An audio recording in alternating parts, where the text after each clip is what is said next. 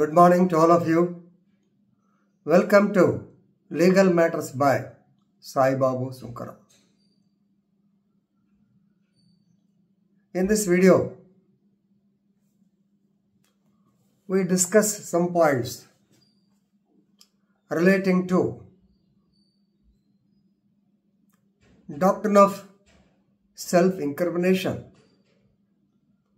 more particularly right to remain silent. Whether right to remain silent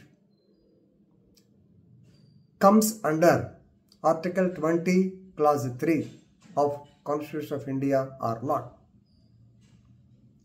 This was discussed by Supreme Court Honorable Justice Ujjal Bhuyan in the case of Arvind Kejriwal versus CBI in SLP criminal number bail order 11023 by 2024, and the orders came yesterday, that is on 13/9/2024, wherein Arvind Kejriwal was given full bail, regular bail, and in this connection Honorable Justice held that a right to remain silent is also a fundamental right under Article 20, Clause 3, and it has got doctrine of retrospective overruling like that, or previous stage also like that we can say.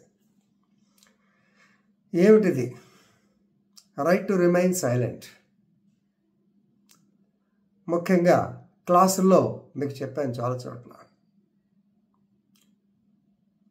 After the supply of copies of the charge sheet and other material documents on which the prosecution wants to rely, the accused will be questioned.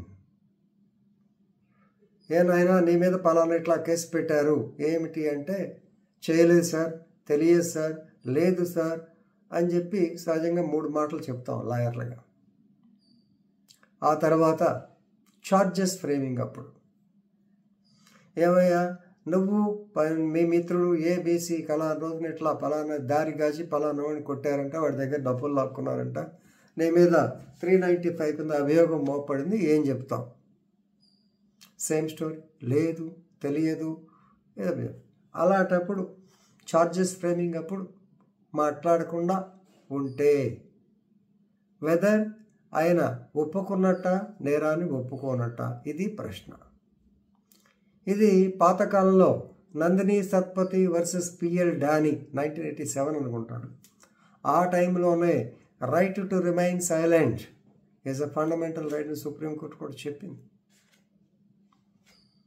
ఇప్పుడు కూడా అలాగే నువ్వు నేరం చేసావా లేదా, ఆ నేరం మీద నీ పెట్టొచ్చిన doctrine of self incrimination article 20 clause 3 అది కూడా అప్లై అవుతుందా లేదా అనేటువంటిది అరవింద్ కేజ్రీవాల్ కేసులో రావటం జరిగింది.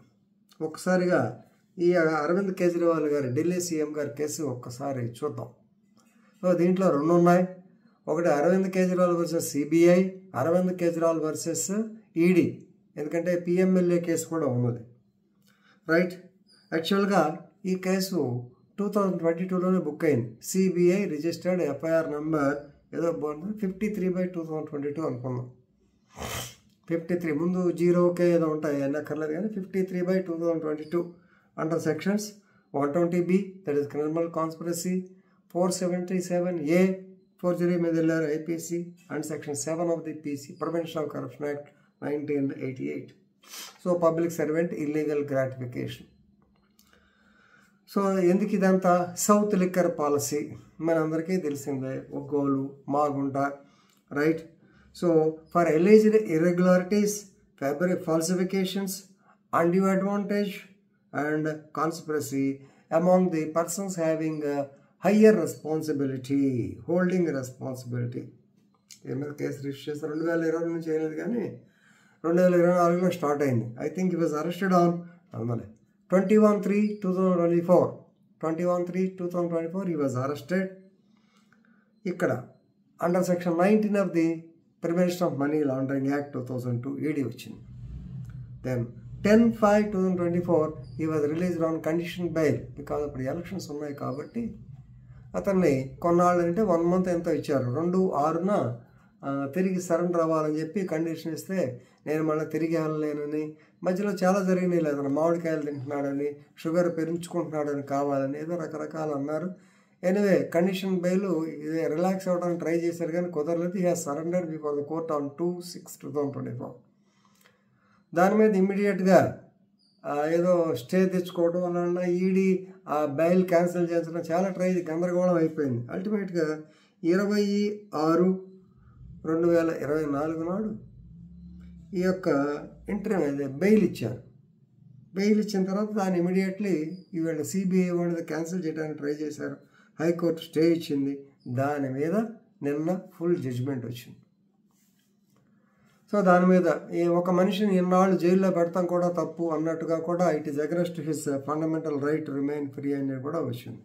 రైట్, ఇక అసలు పాయింట్ ఈ కేసుకు సంబంధించి CBI on behalf of CBI మన అడిషనల్ అడ్వకేట్ జనరల్ రాజు గారు, ఎస్కే రాజు గారు మాట్లాడారు.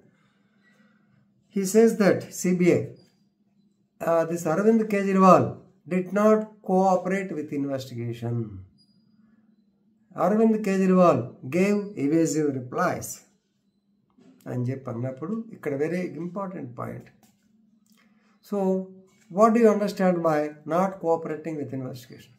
He has not given proper information. He remained silent and he remained silent and he is not telling the truth. He is giving evasive replies like that. So, you mean to say, జాగ్రత్త అందరూ వినదుగా తెలుగులో చెప్తున్నాను, మీకు ఇష్టం వచ్చిన సమాధానాలు చెబితే అంటే మీరు ఏమనుకుంటారో ఆ సమాధానం చెప్తే అప్పుడు మీతో ఇన్వెస్టిగేషన్ కోఆపరేట్ చేసినట్ట కాదయ్యా.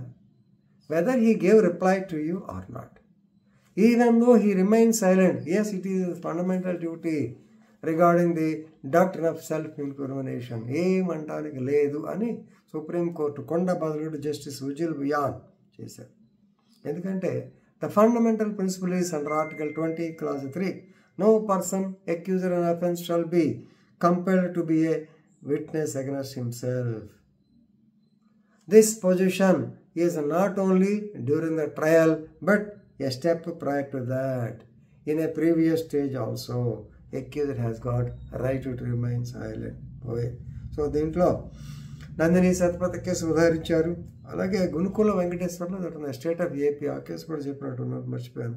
Arnesh Kumar versus state of Bihar 2014, ఆ కేసు కూడా డిసైడ్ మళ్ళా ఉటంకించారు. కాబట్టి ఇవన్నీ మంచి మంచి కేసులు వస్తున్నాయి. కాబట్టి వీటన్నిటిని మీరు ఒకసారి బెయిల్ ఆర్డర్ చూస్తే ఒక 50 పేజీలు ఉంది, కనీసం 5-6 పేజీలను చదివితే definitely you will be enriched with legal knowledge. Thank you.